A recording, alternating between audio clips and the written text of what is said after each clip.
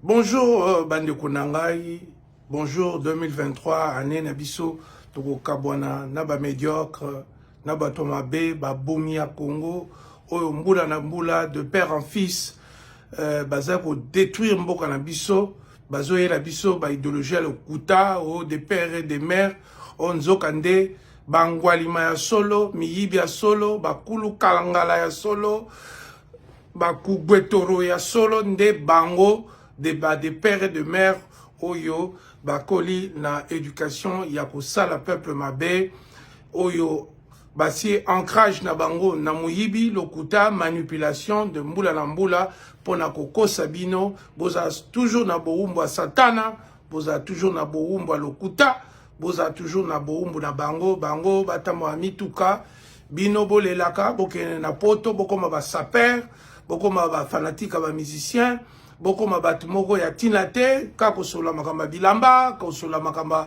ya na sombaki ndaku na salaki boye.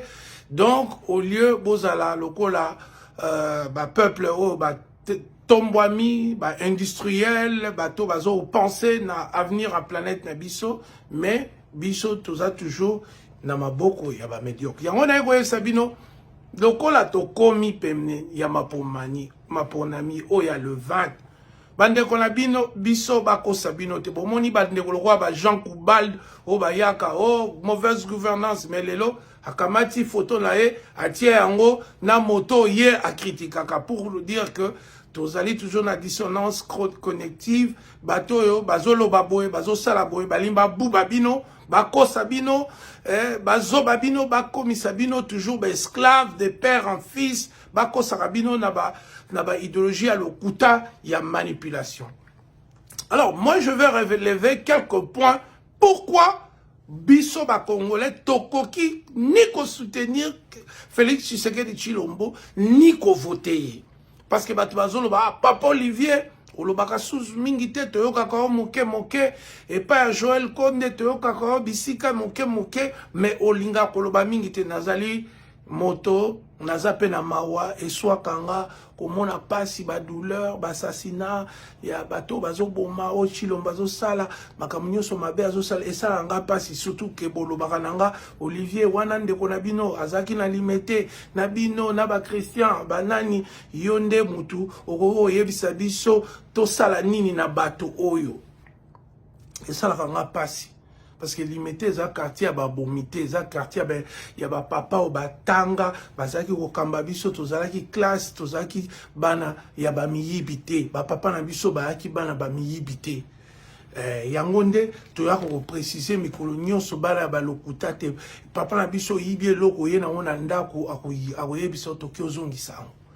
Donc voilà, donc ce n'est pas yango na ekoloba tena nini esengeli te bo voter tobondi mata eloko soki moko ya Tshisekedi akene kolokota bazanga Mobutu alokota Bamboso alokota Jean-Pierre Mbemba bona nyonso bandeko nanga bakoki vide eloko yite botia elikia te bobanga pe eloko moko te mayele toleki bango bomoto toleki bango kobanga nzambe toleki bango makamu nyonso esengeli pona kotonga mboka oyo biso toana ngo na kati eleki oyo ya bango. Donc boza na sombo te sobo yeki Jean-Pierre Mbemba bolengi zanga Mobutu bolengi Mboso obati bolengi non parce qu'intellectuellement baza ba être inférieur, moralement baza ba être inférieur, éthiquement baza ba être inférieur. On est là pour la koyebisa congolais pour la nini bokoki ko choisir Félix Tshisekedi. D'abord problème d'éducation. Éducation ezaka ebele scolaire, académique, oya ndaku, oya quartier, oya mboka. Félix Tshisekedi atangi classe T.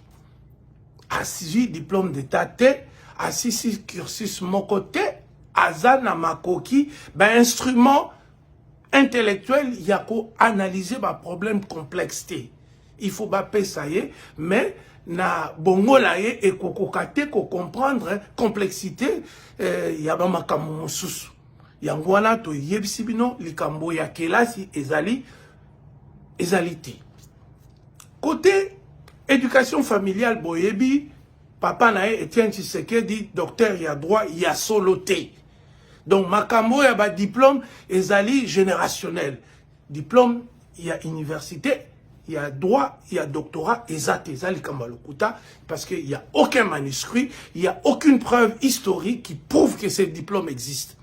Alors, côté wana nyonso bomoni makoki et puis kokola nesika oyo IDPS eyebani esika ya lokuta ya kobuba ya kokosa ya kokalomnie ya kosaba projection, c'est-à-dire mabe na bango bamonaka te kaka ya batu o ngwanda boma batu o Mobutu boye o Kabila boye, mais oya bango ba Tshisekedi mabe na bango nini bakotika la koloba soki mokete parce que lokuta ezali na monoko yango na esengeli nini bo voter te. Problème mi bale ezali likambo ya vision. Tango moto aye auti na poto atangi te asali vraiment te afandi sima zonga zonga ya mama Denise Nyakero na mama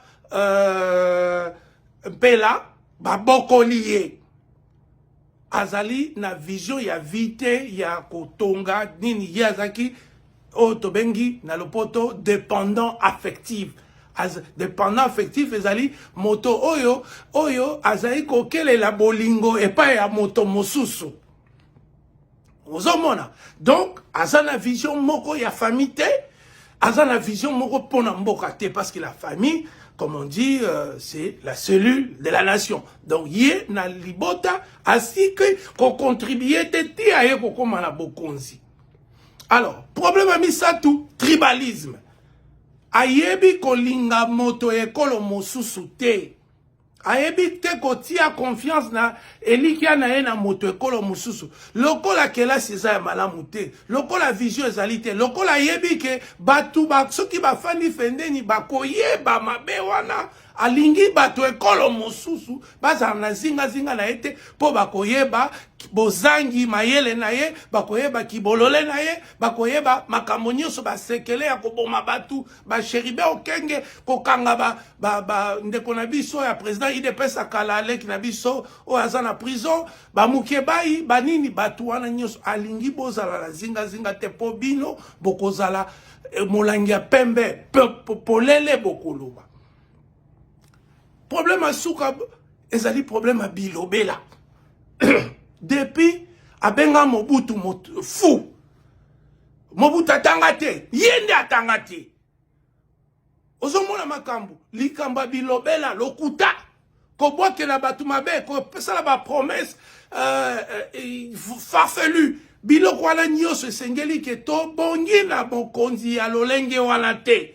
Esengeli na biso tozana moto ayebi koloba solo o ayebi kosala ba calcul o ayebi kosala azala ba instrument académique pona koyebisa bino te na moni likambo inflation ezokende boye na moni likambo dollar et mati to sala boye to moni likambo habitat to sala boye na moni likambo banzela to sala boye parce que misolo kokota boye lokola ye ayebi kaka kokosa o ebandi na kati ya libota o eza ancrage ya parti o ya wuti donc ayebi koloba bosolo te manso makobima na bobebu na ye to ba lèvre na ye e kozala solo lokuta yango na singa ba peuple congolais bokima pasi soki bozongisi motoyo bozongisi pasi soki bozongisi moto bozongisi lokuta soki bozongisi motoyo bozongisi mabe soki bozongisi motoyo bozongisi koyina na biso peuple soki bozongisi motoyo bozongisi